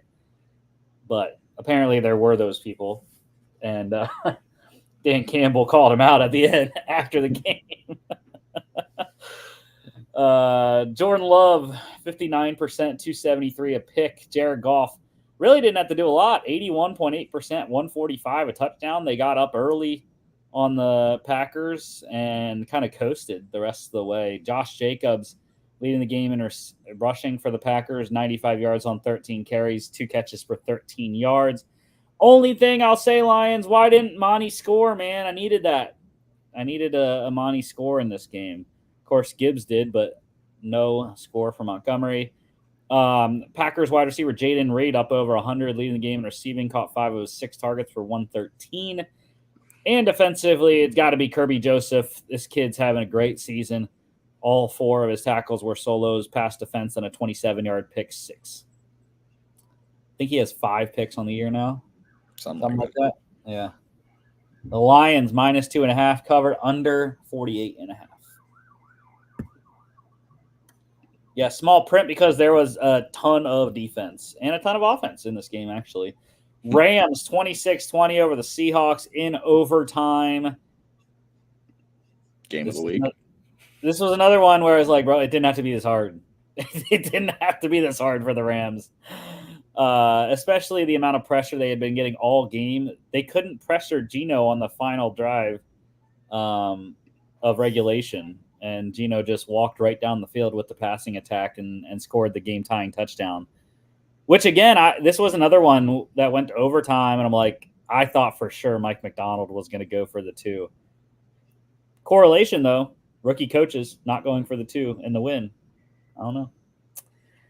Geno, though, I mean, it was a spectacular day, albeit 3 turnovers, 61.8%, 363, 3 touchdowns, 3 picks, 6 carries for 16 yards. He still scored 28 fantasy points, which I was very happy with in my more than likely win in one of my leagues. Matthew Stafford, 56.8%, 298, 2 touchdowns, a pick, including the game-winning score to Demarcus Robinson, when everyone and their mother thought the Rams were just going to run the ball, get into field goal range, let Cardi kick the game winner, but they did not do that. They threw a deep play-action pass and scored. Kenneth Walker led the game in rushing for Seattle, 83 yards on 25 carries, 3 catches for 24 yards. Massive day for Seahawks wide receiver Jackson Smith-Njigba. Caught 7 of his 13 targets for 180 yards, 2 touchdowns. Cooper Kupp also over 100, caught 11 of 14 targets for 104. 2 touchdown day for the guy I mentioned, Demarcus Robinson, on 9 targets. And defensively, it's the rookies, man. Look at this. Jared Verse, Braden Fisk, Cameron Kinchens. All rookies for this Rams defense, and they all wrecked. I am going to go with Cameron Kinchens, though. 3 tackles, 2 solos, 2 pass defense, 103-yard pick 6. The rookie setting a Rams record, longest interception return for a touchdown in franchise history. Would you like to go with one of the other rookies as your defensive player of the game? Nah, I'll stick with you. I thought you were going to go Braden Fisk. My guy. Yeah, the guy you wanted. The Vikings didn't get him. You didn't get him. I was like, all right. Rams -2 covered under 48.5. Speaking of your boys, 21-13 over the Colts. Sunday Night Football. Take it away, Mr. Viking. Oh, I didn't watch most of this game. Dang. Dude, I got to do it for my health. I got to take a break. I took a break. I didn't watch this game. I followed along my phone. But hey, we won. I think Vikings kind of came out sloppy. I think that's kind of been the theme of Sam Darnold, at least the last 3 weeks, is they'll play a pretty solid game, but have some of the sloppiest mistakes ever. And also, fuck the officiating. Holy shit. Is like Sam Darnold's face just like open season for defenders? Yep. How many times? Holy shit. Does his face have to be ripped off completely for you to call a flag? They picked it up. They picked up the flag. My God, what are we doing here? And I mean, my God, the Colts offense can't do anything, whether it's Flacco or AR. It's just garbage out there. Thank goodness the Vikings defense is very good, and it's good to see Jordan Addison finally get targets that he deserves. And Justin Jefferson's the greatest wide receiver I have ever seen. But yeah, it's one of those things where it was like the score was closer than the game actually was. There was a really bad interception into the end zone by Sam. There was an interception immediately after an interception by Flacco. Colts' only touchdown was a defensive touchdown on a play that should have been called back. And yeah, I mean, Vikings happy to get the win. Definitely one of those wins is like it could have been like 41-3. You know, if things, you know, the sloppy plays didn't affect the Vikings as much as they did. But yeah, I mean, Vikings are good. I have Colts fans from back in college that were texting me throughout the game. They're like, dude, I'd rather see AR than Flacco. I really don't care. I don't care if Richardson would have thrown for like 10 for 30. I would have rather seen him. So, yeah. Yeah, Vikings currently in the 5th seed because of a strength of victory tiebreaker over the Eagles. Yeah, I mean, I was pissed a couple of times in this game. Of course, Sam Darnold.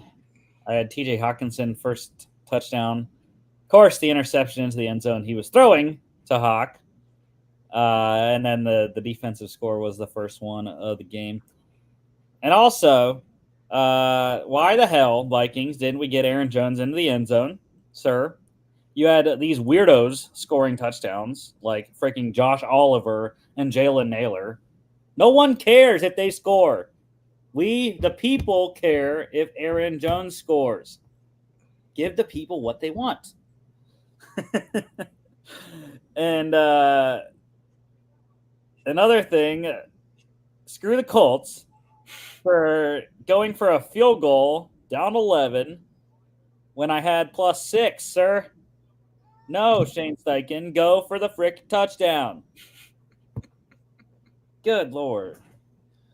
Anyways, Sam Darnold, pretty efficient, 82.4%, 290, 3 touchdowns, 2 picks, 4 carries, 14 yards, and a fumble. Joe Flacco, yeah, I mean, it was rough all night. Flo really had a great game plan for him, 59.3%, 179, a pick, and a fumble. Aaron Jones led the game in rushing, 64 yards, 21 carries, 4 catches for 18 yards. And it was really interesting that the Colts walked right down the field on the opening drive and then had that miscue with the handoff to Jonathan Taylor. That, interestingly enough, they did not give a fumble to Taylor. They gave it to Flacco, which that's kind of weird. I thought it might have won on the running back. Thank you, though. I don't need the less points than Taylor already gave me in this game. 8.9 fantasy points, not great for JT. Justin Jefferson, a big night, caught 7 of 9 targets, 137 yards, and a 22-yard pass to Aaron Jones. Defensively, I don't know. I'm going to go with Vikings linebacker Jonathan Grenard. 2 tackles, both of them solos, 2 sacks, 2 tackles for loss, 1 pass defense, 2 QB hits. The big boys up front for the Colts, though, are eating all night, though. DeForest Buckner, Grover Stewart. Vikings had a tough time blocking those two. But Cam Robinson, though. Cam Robinson played very well in his first game. I don't know how much you got to see of him. You look good from what I've seen. Vikes -5.5 covered, under 46.5. No, there's no breaking news. The breaking news is the fact that I've gotten, I think, about 7, maybe 8, maybe it's up to 8 now. Election text today. Oh boy, absolutely ridiculous. Dude, social media has been just awful. I'm so annoyed. UFL news. Couple notes here. Brahma's tight end Cody Latimer has retired from pro football. Former second-round pick of the Broncos, wide receiver, and transitioned to tight end as he went to spring football, and was a really integral part of the Brahmas offense. So they actually lose him and safety A.J. Hendy to retirement. I'm going to have to find some more playmakers offensively for Wade Phillips' squad next season. A couple re-signings. The Roughnecks, they re-signed linebacker Marvin Moody. And the Michigan Panthers re-signed center Cole Cabral. Played guard for them last year, but had played center when he was with the Birmingham Stallions. And we also had a trade that went down. The Arlington Renegades traded defensive end Jeremiah Martin to the Birmingham Stallions for corner Jaden Price. Not familiar with either of those guys, but there you go. And couple other re-signings. My DC Defenders re-signed quarterback Jalen McClendon, played a little bit last year in the stead of Jordan Ta'amu. And the St. Louis Battlehawks getting their starting running back. re-signing running back Jacob Sailors after his stint in the preseason with the Giants. We had a trade today, not one that anyone had talked about, as the trade deadline is tomorrow at 4 p.m. Eastern. But the Cardinals getting some pass rushing help as they are. Oh, I should say, by the way, NFC West leading Arizona Cardinals getting some pass rush help as they try to win the division. Linebacker Baron Browning coming over from the Broncos for a 2025 6th-round pick. He's a half-season rental. He's going to be a free agent in the spring. So decent value for Denver. Had to ship out one of their free agents to be edge rushers as they signed another one today, which we'll talk about in a hot second. I like it. I like it for both teams. It's solid value both ways. Speaking of trades, the Steelers, they were in the midst of a trade to acquire wide receiver Christian Kirk from the Jags. However, broken collarbone halted that negotiation, and I guess the Steelers are still looking for a receiver to get at the deadline. So, Mike Williams, that's the only guy.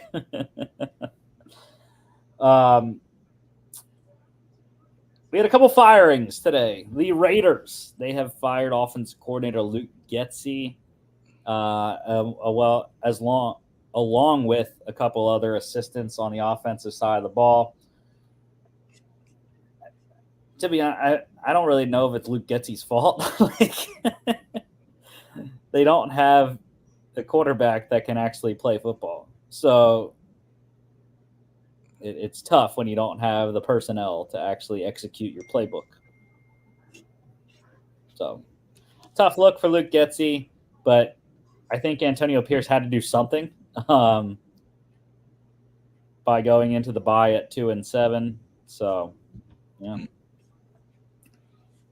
And the big one today, the Saints, they have fired head coach Dennis Allen, like I alluded to early in the show there.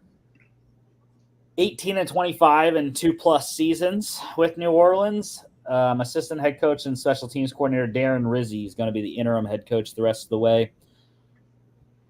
Yeah, I mean, it just never worked. The first 2 years, they didn't have a quarterback, really. And then this year, they come out with that hot 2-0 start and lose 7 straight. So I don't know. Again, he's not an offensive guy, so it was intriguing to say the least that they couldn't get the offense going. But his defense had actually been playing pretty decent this whole season. It's just they have not been able to find the offense that they had in the first 2 weeks with Clint Kubiak at the helm. The Giants, this is like a weekly staple in the news. Daniel Jones is the starter again this week. Can't get rid of him. In Germany. Giants playing against the Panthers in Munich on Sunday.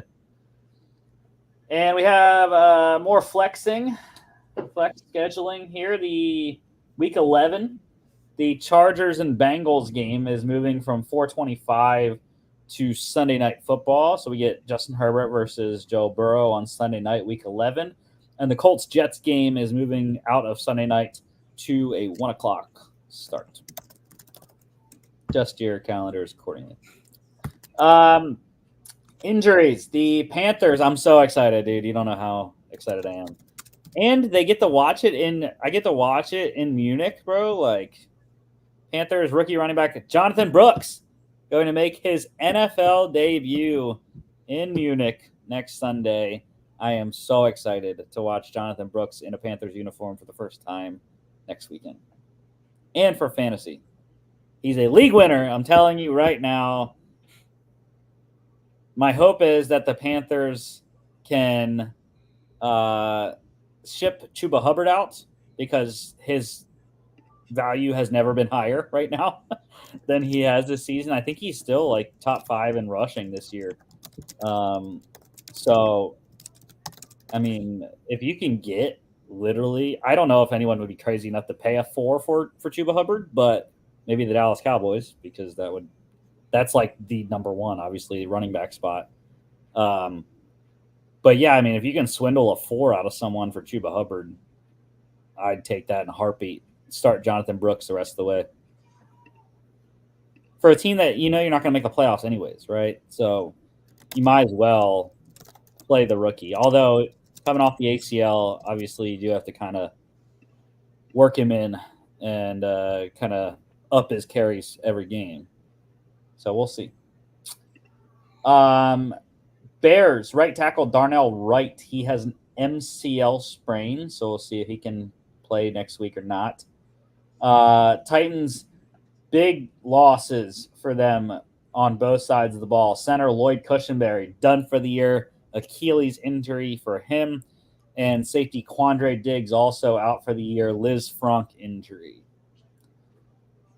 Bengals also have injury issues. And I just feel terrible, man. Rookie tight end Eric All Jr. done for the year. Torn ACL. This is his third, I believe, of his career. I think he tore 2 at Michigan. And it's just tough, man. I mean, when you continue to have the same injury, and it's like, man, can't catch a break. And he was having a really good rookie year too, albeit in limited action in terms of receptions for Cincinnati, but going to be the future at that position for them. And yeah, I mean, we'll see what he can do coming back next year. And the Bengals also running back Zach Moss out indefinitely with a neck injury. I believe he's had neck injury before when he was with the Colts. Maybe I'm wrong. Maybe that was something else. But luckily for them, both of these injuries not that effective because of what we saw on Sunday. Mike Gesicki, 100-yard performance at tight end. Chase Brown, 120 rushing yards as well for the rookie running back there. So, yeah, I mean, it's they're okay in those positions. It's like a couple of teams here. The Cowboys, a lot of injury news for them as they prepare for a big NFC East showdown next week against Philly. Quarterback Dak Prescott out multiple weeks with a hamstring injury, could potentially go on IR. Cooper Rush, your starter, and last time I saw Cooper Rush in Philadelphia was a great time for the Eagles. Also, other star injury news for Dallas. Wide receiver CeeDee Lamb sprained AC joint. Could potentially play, though, they said on Sunday. We'll see if he can play through it or not. And they could get back defensive end Micah Parsons dealing with a high ankle sprain. He might be back this week, so that would be a big boost for the Dallas defense and what would going to be a tough game regardless without Dak. For the Falcons, wide receiver Drake London, good news. He is just a hit pointer. He is day-to-day, so probably going to be able to play this week, I would say. And the Eagles, also very good news for Philadelphia. Wide receiver A.J. Brown's knee injury that knocked him out of the game yesterday. He is listed as day-to-day. It's just a knee contusion. MRI came back negative. IR return. 49ers Nation rejoice. 49ers running back Christian McCaffrey had his practice window opened finally. So he is on track to be back next week. We will see. I don't trust it, Jimmy. I don't know. He's been on my IR, and I think I have him in like 3 different leagues. I would not. I mean, even if you have him in fantasy, I feel like by the time he comes back, you'll either be out of it or so unsure if he comes back fully healthy that you would almost rather keep him on the bench.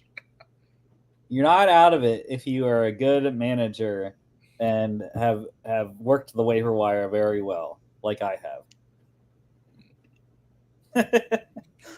There's only one league that I'm actually really like out of it. All the other leagues, it's been pretty good parity this year in fantasy for most of my leagues. I know a couple of my leagues, like half to 3/4 of the leagues, like 500. I think that's how our law school league is, right? And I think like a lot of the league is around 500. I don't worry about you peasants down there at the 500 or below. I'm just trying to avoid the punishment. Hey, man, I can call you peasants when I've won 8 in a row, man. 8-1. I mean, what do you want me to say? I don't know. Guys getting placed on IR. The Browns. We mentioned this injury on Friday. Linebacker Jeremiah Owusu-Koramoah placed on IR, out 4 games, as is Saints wide receiver Bub Means and running back Kendre Miller. Big money here. The Broncos. I mentioned we saw the trade of Baron Browning today, but that was in necessity because they paid linebacker Jonathan Cooper 4 years, $60 million, $33 million guaranteed for Cooper. And that was one of the things we talked about coming into the season for Denver. The underrated pass rushers. A lot of people hadn't really talked about Denver in the pass rush. I know there was some inklings during the draft that like they needed to get some people, but they liked their guys that they had, and Cooper's one of them. They have drafted and developed, and gets his bag this week. All right, college football preview. We got 6 games this week, 2 each night, tomorrow, Wednesday, and Thursday. Tomorrow, it's Maction, baby. Bowling Green. Bowling Green, the Falcons, they are 4-4. They are 12.5-point favorites. It's actually ridiculous, dude, how the betting lines on these 2 games tomorrow are the exact same. Bowling Green, and the records for both teams are the exact same, home and away. Bowling Green 4-4, 12.5-point favorites at Central Michigan, 3-5. I like Bowling Green. They have been very good this year. They are one of the teams that has a really good chance to make the MAC championship game. 12.5 is a little rich. Central Michigan, I think, could be sneaky at home. Don't sleep on the Chippewas. So I'm not taking the spread on this one. Total is 48.5. I do lean on the over, though. I think there could be some points. Bowling Green has a very explosive offense with what will probably end up being the Mackey Award winner and Harold Fannin Jr., their all-star tight end there for BGSU. 7:30 p.m. ESPN2. Miami, Ohio is 4-4. The Redhawks are 12.5-point favorites at 3-5 Ball State. Not touching that spread either. You never know. Maction gets crazy sometimes. Also, total is 48.5. I would lean on the under in that game, though. 8 p.m. on ESPN tomorrow. On a Wednesday, we have 2 more Maction games. Ohio, the Bobcats, 18.5-point favorites at the winless Kent State Golden Flashes. They are 0-8. 18.5 is a lot still for a road game. I don't know if I trust Ohio that much. I do really like the Bobcats, but not touching 18.5. 52.5, though, I would lean on the under. I don't trust the Golden Flashes to score enough to get that thing over. 7 p.m. ESPNU. Also on Wednesday, NIU, Northern Illinois, the Huskies, 4-4. They are 1-point favorites at Western Michigan. Big matchup for the MAC West. Or did the MAC take away divisions this year? I don't think they did. If I can check it real quick. I think they still had divisions because I think them and the Sun Belt are the last 2 conferences that still do divisions. No, they did take away divisions. Yeah, so the Sun Belt's the only conference that has divisions still. So regardless, it's still a big matchup.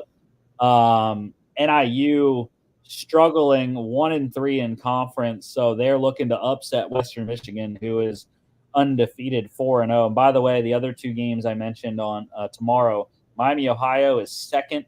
Ohio is 3-1. Bowling Green 3-1. All three 3-1 there in conference play, right up with Western Michigan there at 4-0. 52.5 is the total here.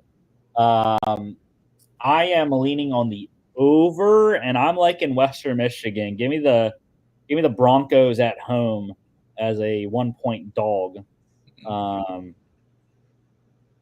Yeah, I like that. 7 p.m. ESPN 2. And on Thursday, we have two games, one Sun Belt, one American. App State 4-4 at the 4-4 Coastal Carolina. Chanticleer is 1.5. Give me App State. Give me the underdogs. I know they're going to the teal turf. It's a tough place to play in Myrtle Beach, but I like what App State has. Joey Aguilar at quarterback has been fantastic. Ethan Vasco has been up and down. It's been a roller coaster ride for the Chants this year. So I like Appalachian State to go down to South Carolina and win that one. 62.5 is the total. I would not be surprised. I like the over in that one.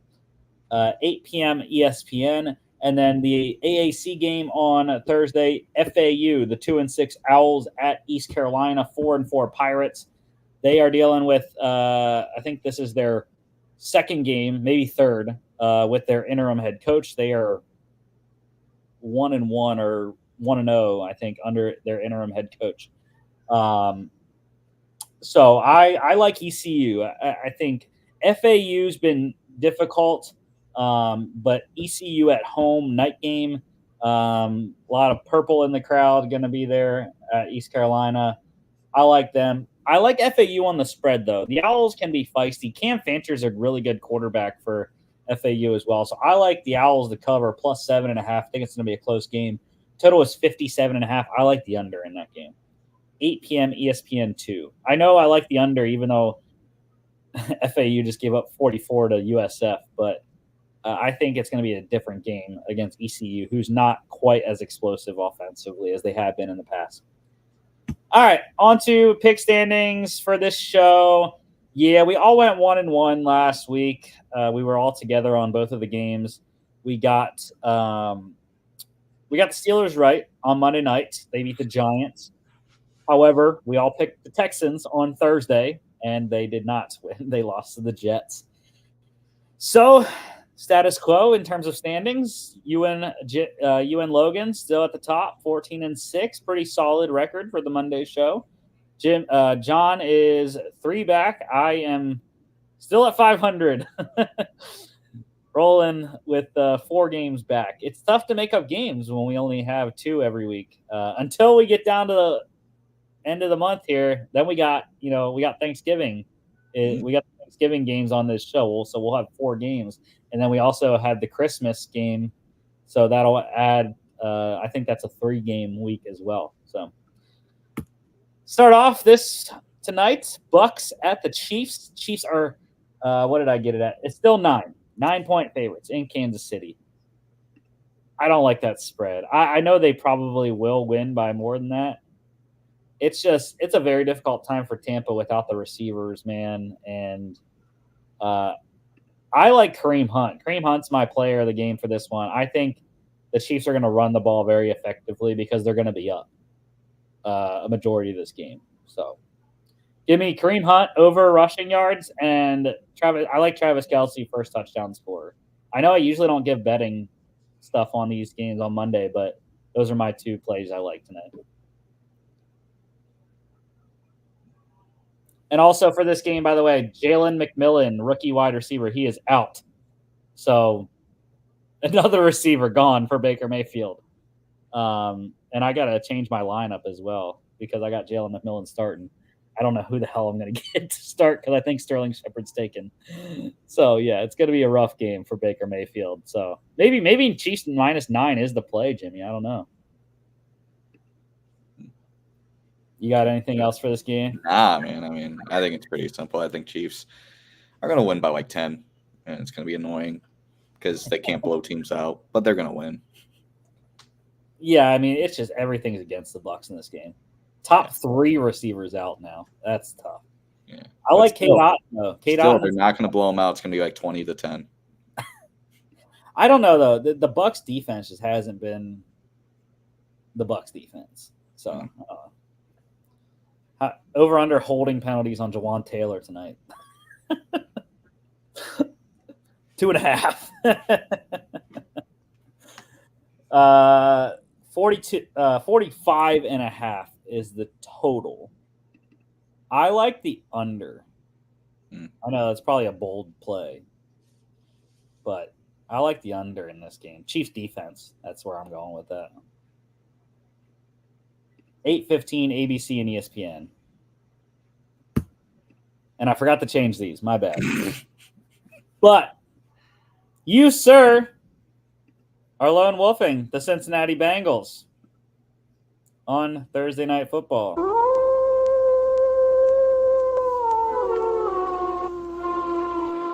Tell us why.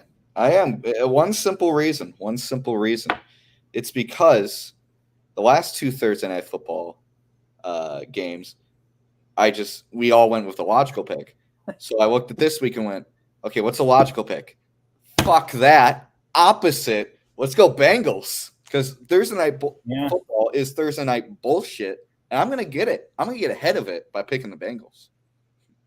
Yeah, you're not wrong. When I look at the, our Monday Night Football, Thursday Night Football picks, the majority have been on Thursday that we've lost. We've got one squad ride Monday night we lost, the Bengals against the Commanders. And then, there have been a couple split picks for Thursday. But yeah, like you said, the last 2 Thursday games we've all lost. So yeah, I mean, I don't fault it. I'm going to be rooting for the Bengals because I hate the Ravens, and like I said, Joe Burrow is my comeback player of the year. So, yeah, I mean, I don't see. And what's going to be the interesting matchup in this one? The Baltimore secondary has struggled this year, and going up against the elite wide receiver duo. I think T's going to be available for this game. He's been out the last 2 weeks, but I'm hoping T. Higgins is available for this one, just for the game's sake. Fantasy. I got T. Higgins in a couple leagues, so I think he will be available. And if he is, I mean, it's going to be a much more difficult task for the Ravens secondary. Also, one other thing to watch is Ravens pass rush versus this Bengals offensive line that's continued to be suspect. Yeah, so I think that those are the big 2 matchups that I'm looking at in this game. I don't really have anything offensively Ravens versus the Bengals. I just think the Ravens overall are the better team. And the way that Lamar and Derrick Henry and Zay Flowers, that 3-headed monster, is playing offensively. The Bengals defensively has not been very good this year. They even gave up 24 points against the Raiders. So, although they only actually gave up 17 because Jack Jones had a pick 6 on the Raiders defense. So, still 17 points. Yeah, I mean, it's going to be tough to stop. It really is, especially in Baltimore. So, that's why I'm going with the Ravens, as is John and Logan. 6 points, though. I'm not touching that spread. Total's 52.5. I like the over. I think there could be a lot of fireworks, a lot of points in this game. So give me the over 52.5 on Thursday. 8:15 Prime Video. By the way, that's your first lone wolf on the Monday show. Ooh. Yeah, you were the last one to get one. And if the Bengals do win, you will be the first person to win a lone wolf on the Monday show. Let's go. Logan is 0-1. John and I are both 0-2. So yeah, you could take control of the pick standings here, Jimmy. Gotta just mix it up.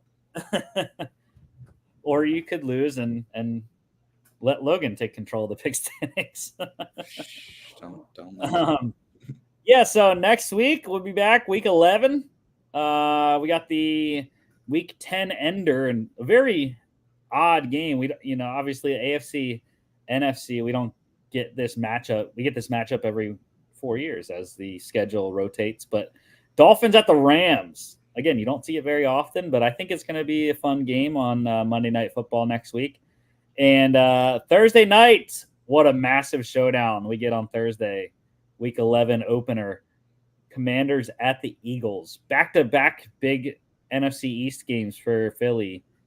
That's a tough one to go to. You got to face the Cowboys on Sunday, and then you got to host the Commanders on Thursday. So that's going to be a tough 2-game stretch there for Philadelphia. Don't forget to follow us on all our social media at FAA Podcast on Instagram and XFA_bets on X as well. You got to follow me on FAA_bets, man, because I've been very good this year. 18-7-1, or 18-8-1. Yeah, 18-8-1 still though. 10 games over 500. I mean, that's excellent, I think, especially from what I've done the last couple of years on my best bets. But FAApodcast.com is our website. Check us out here on Facebook, X, YouTube, and Instagram, as well as Spotify, Apple Podcasts, iHeartRadio, and we will see y'all back on Friday.